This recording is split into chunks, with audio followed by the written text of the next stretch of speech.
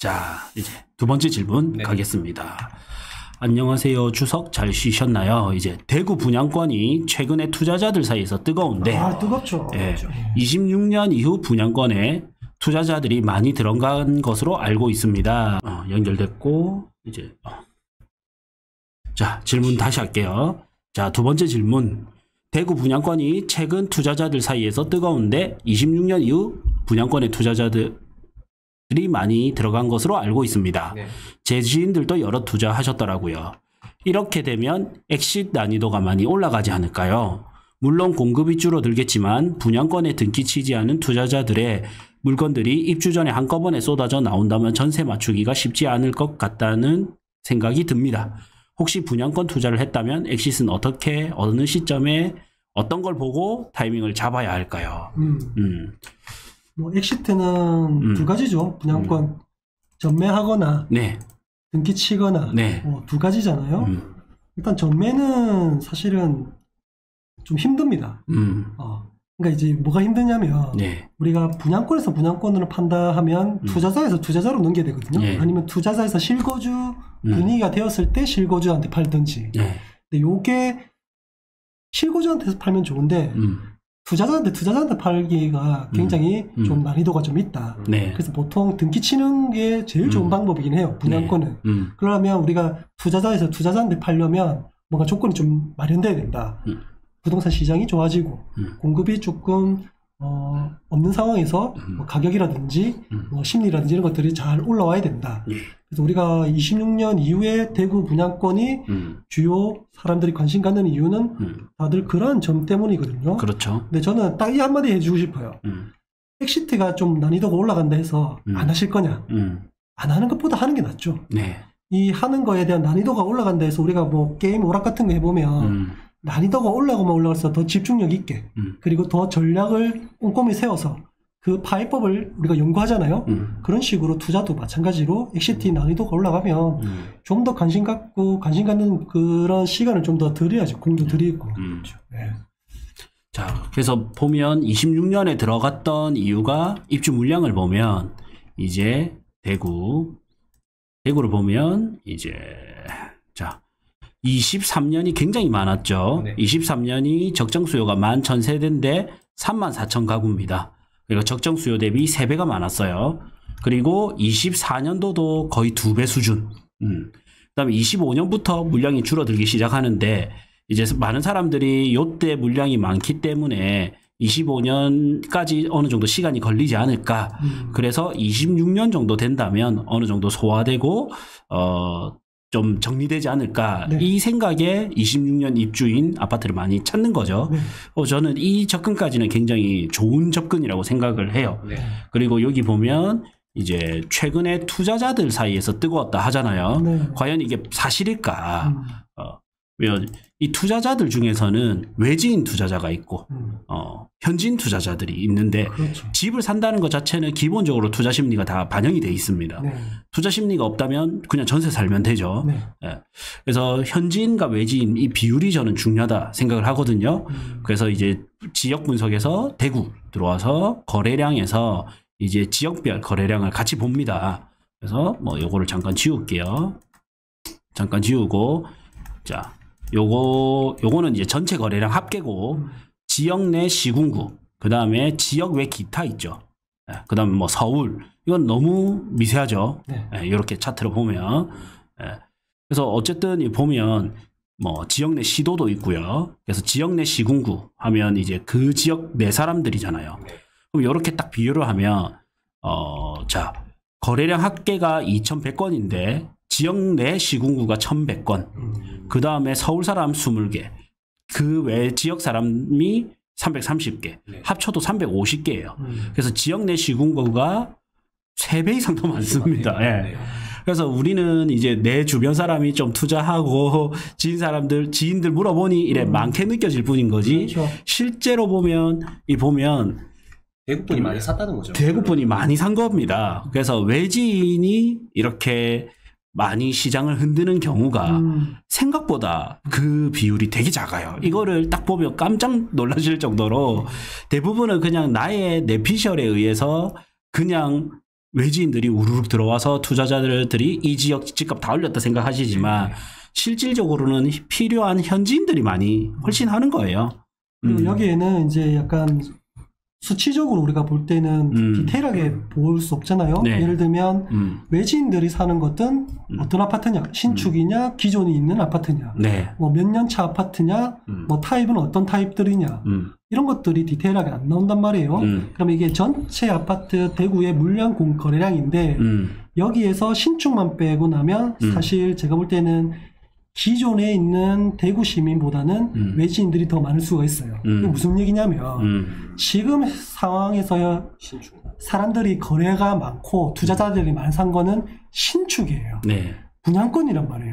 근데 여기에 수치는 전반적인 거래량이란 말이에요. 기존에 있는 아파트들하고 마찬가지고 그래서 실제 새 아파트가 외지인들이 많이 산 건 사실이죠. 그러면 현장을 가보면 이제 제 대구 지역 주민들이 좀 사기 시작한단 말이에요. 비율로 따지면. 네. 그러면 일반 아파트, 그러니까 나중에 입주 때 그러면 당연히 투자자들끼리 많이 샀기 때문에 당연히 뭐 월세 맞추고 전세 맞추는 건 힘들 수 있어요. 근데 잘 생각해 보면요. 우리가 재개발 아파트, 재건축 아파트 이건 택지가 아니잖아요. 네. 그럼 재개발 아파트가 재건축 아파트가 조합원들이 있단 말이에요. 이 조합원들이 누굽니까? 실거주 사람들, 이 대구 사람들이거든요.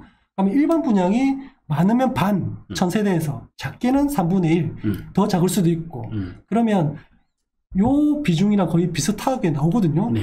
여기 보면 전체 거래량의 반은 대구분, 3분의 한 4분의 1은 외지인. 네. 그럼 실제 우리 새 아파트 기준으로도 아무리 최근에 이제 외지인분들 많이 샀다 한들 조합원들 빼고 뭐 지역 내 빼고 나면 실제 투자자들은 3분의 1, 4분의 1 그 이하 이 정도밖에 안 된다. 네. 실제 데이터 우리가 데이터가 없는 그렇죠. 안 나온 거라 해도 실제 계산을 해보면 그렇게 돼요.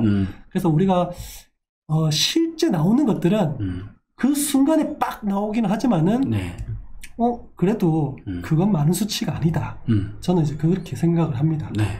그리고 뭐 이게 연두색 선이 이 선이 이제 외지인 거래, 이게 이제 이게 외지인 거래, 연두색 선이 현지인 거래거든요. 네. 현지인 거래가 대부분은 되게 많아요. 그렇죠. 저는 딱 2번 이제 외지인 거래가 많은 걸 봤거든요. 그게 예전에 이제 청주에 그 중입자 뭐였나? 그 호재가 터졌을 때 하고 거제도. 네. 근데 이제 외지인 거래가 많을 때는 뭔가 호재가 터져서 들어갔지만 악재가 터지면 금방 손해보더라도 나오거든요. 그렇죠. 네, 그때 흔들린 걸 봤어요. 그러면서 이제 많은 사람들이 생각보다 현지인들이 얼만큼 움직이는지를 보면서 투자를 들어가는 거지 그냥 여기가 괜찮은 것 같아 투자 들어가는 게 아니에요. 맞아요. 이거는 이제 초보들이 지금 괜찮은 것 같은데 들어가자 이거는 이제 초보분들이고 저희가 그래도 이제 투자도 오래 해왔고 강의도 하고 이러면 뭔가 시그널이 있을 거 아니에요. 저는 이제 그 시그널이 현지인들이 얼만큼 이제 매수로 참여하느냐 매수로 참여하는 현지인의 비율이 얼만큼 느느냐 이런 걸 저는 체크를 하거든요. 그래서 그렇게 해서 들어가면 그 다음 사람 들어오고 하겠죠. 그래서 이런 데도 보면 그런 대표적인 움직임이 요때 외지인이 나오고 현지인이 또 터졌지만 사실 요때 현지인이 먼저 터졌어요. 외지인도 일부 터졌지만 그래서 뭐 현지인들이 이런 거 보면 오히려 이번 장에도 보면요. 요때 딱 끊고 23년 어느 순간부터 거래가 늘었죠. 근데 요때 보면 외지인이 늘었다기보다 요 현지인이 많이 늘었습니다. 그래서 이게 빠지는 속도라든지 이런 걸 보면서 어떤 게 소화되고 어떤 게 빠지고 이런 걸 보면서 투자에 들어가는 거거든요. 저는 거기다가 또 26년 입주다 하면 한 자리 더 방어막이 있기 때문에 저는 좀 큰 걱정은 안 하셔도 될 것 같다. 네. 현지인이 충분히 저는 받아줄 수 있을 것 같다라는 생각이 드는데 어디까지나 이거는 예측이고 또 다른 변수가 생길지도 모르잖아요. 그래서 항상 분양권 투자는 내가 여차할 최악의 경우에는 잔금까지 친다. 이거를 가져가되 그 다음에 이런 투자 접근법 저는 나쁘지 않다라는 생각이 듭니다. 이제 물량이 많을 때 전세를 좀 빨리 맞추기 위해서 방법이 따로 없지 않나요? 네, 근데 맞추는 방법 빼고는 그렇죠. 근데 우리끼리 하는 방법으로는 이런 게 많죠. 그냥 전세를 좀 잔금을 늦게 칩니다. 잔금을 최대한 늦게. 잔금을 약간은 이자를 내더라도 잔금을 늦게 쳐서 이제 빨리 그 입주장이 소화되는 거를 넘기고 네. 그 다음에 맞추거든요. 근데 그게 기회비용 측면에서는 훨씬 이득이죠.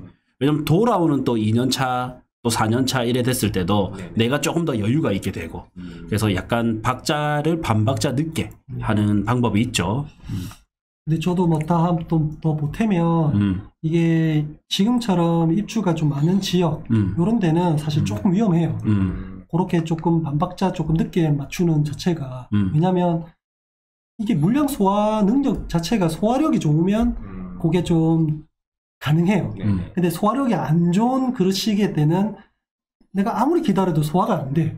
점심을 먹었는데 점심을 먹은 게 소화가 안 되면 저녁을 먹으려고 때가 와도 이게 좀 안 된단 말이에요. 근데 그러려면 저는 어떻게 하냐면, 저 같으면 어떻게 하냐면 1년짜리 단기 임대를 빨리 맞춰요. 그냥 싸게라도 전세로. 네. 전세든 네네. 월세든 단기 임대를 빨리 맞춰요. 그래서 그 1년짜리를 빨리 내보내고 엇박자로 2년이든 이렇게 맞추면 기존에 있는 물량과도 엇박자 맞추고 그리고 내가 1년만 좀 버티면 된다 라는 생각에 그렇게 좀 그래서 1년짜리를 빨리 단기로 그냥 빨리 맞추고 만들보다 좀 그리고 나서 이제 차후에 1년 이후에 이제 뭔가를 좀 준비를 하는 그런 방법도 괜찮더라고요. 그러면 이 방법이 최고네. 1년짜리 단기 임대를 먼저 시도해보고 그래가지고 되면 가고. 그렇죠. 네, 그게 안 되면 엇박자로 좀 뒤로 밀러보고. 그래서 많은 사람들이 그 전세를 내놓는 그 기간을 조금 피하는 게 좋네요.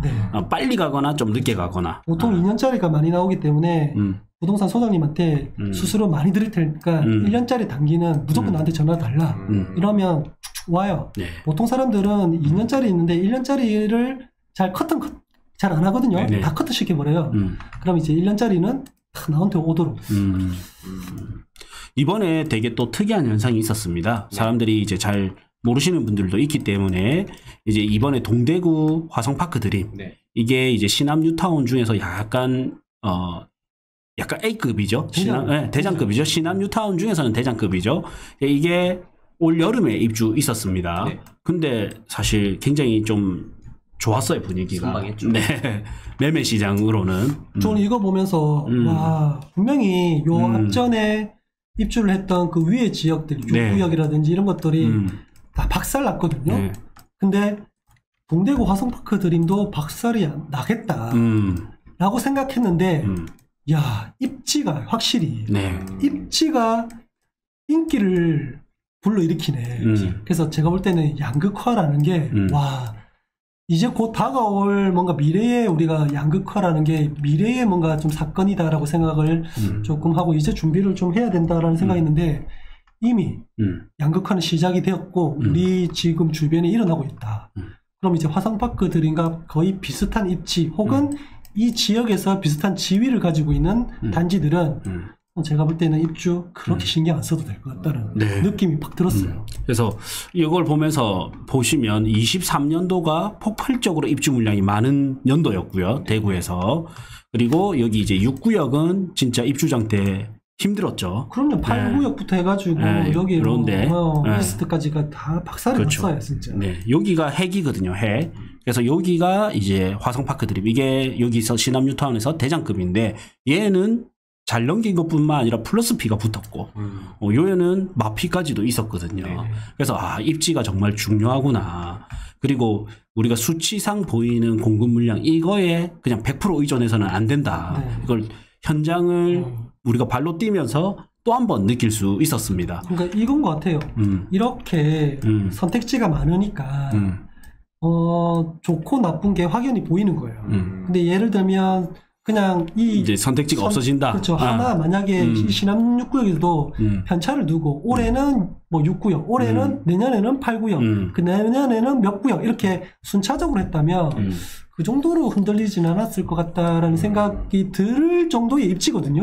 그 정도의 상품이고 그 정도의 분양가 가격이고 그런데 이게 한 번에 무너지는 거 보면 동시다발적인 게 야 세상 무섭구나. 공급이 이렇게 폭탄적으로 우리가 비가 와도 한 방에 1시간 안에 막 100mm, 200mm 쏟아지면 엄청나잖아요. 소화가 안 되는 거예요. 근데 이 시남 4구역 우리 이거 화성파크 드림은 그 와중에서도 꽃을 피웠어요. 네. 와. 그러면 이제 우리가 내년 지금 이제 올해는 거의 다 가니까 내년에 초에 또 대기하고 있는 이 상반기 때 대기하고 있는 입주 물량들 있잖아요. 우리 사람들이 많이 투자자들이나 이런 사람들이 많이 봤던 단지들. 그런 단지들도 우리가 어느 정도 예측 가능할 것 같아요. 방어할 가능성이 높겠다. 예를 들면 이제 내년 상반기 때 보면 디오일로랑 뭐 진암동에 있는 센텀 화성파크 드림 동시에 이제 된단 말이에요. 그러면 어떤 그림이 그려질까? 어느 정도 예측이 가능하다. 그렇죠. 이 정도 추세라면 그렇죠. 요렇게 될 거다. 네. 그래서 저는 뭐 이제 여기 분양권 엑시트는 이제 26년 정도면 그래도 한 번 정도 입주 물량이 한번 걷어진 시기이기 때문에 걱정이 좀 덜 할 거다. 이분이 이제 투자자들이 많이 들어갔으니까 그런 거죠. 불안한 느낌이 드는 거예요. 그렇죠? 근데 저는 방금 이 근거적 데이터 보니까 또 괜찮아 보이네요. 현지인이 훨씬 많습니다. 그리고 대구가 굉장히 큰 광역시입니다. 그래서 저런 고민을 안 하실 거면 좋은 거 사야 됩니다. 좋은 단지를 사든지 아니면 좋은 단지가 아니어도 좋은 층과 호수를 잡으려고 노력하셔야 됩니다. 맞습니다. 그러면 이제 그 고민거리가 조금씩 줄어듭니다. 타입도 중요하더라고요. 중요하죠. 입주장에서는. 입주장에서는 이제 나중에 수급이 뒤틀려서 이럴 때는 뭐 동향이든 뭐 저층이든 이런 것도 잘 팔리는데 입주장에서는 선택지가 많기 때문에 알알이 좀 빛을 발하죠. 우리 강장군님, 우리는 같은 약간 이런 스타일들은 뭐 B타입, 타워 이런 거 좋아하잖아요. 근데 이 특징적인 뭐 예를 들면 대구다. 그럼 대구 분들은 아직까지 타워라든지 주상복합이라든지 이런 것들이 일반적으로 좀 선호하지 않더라고. 그죠? 그러니까 그냥 타워형이 아닌 판상형 거기다가 사이에 낀 호수, 호, 뭐 그런 것들을 선호하는 게 확실히 그런 걸 알아야 돼요. 맞죠? 남양이고 엄청 중요하더라고요. 그렇죠. 놀랐습니다. 저는.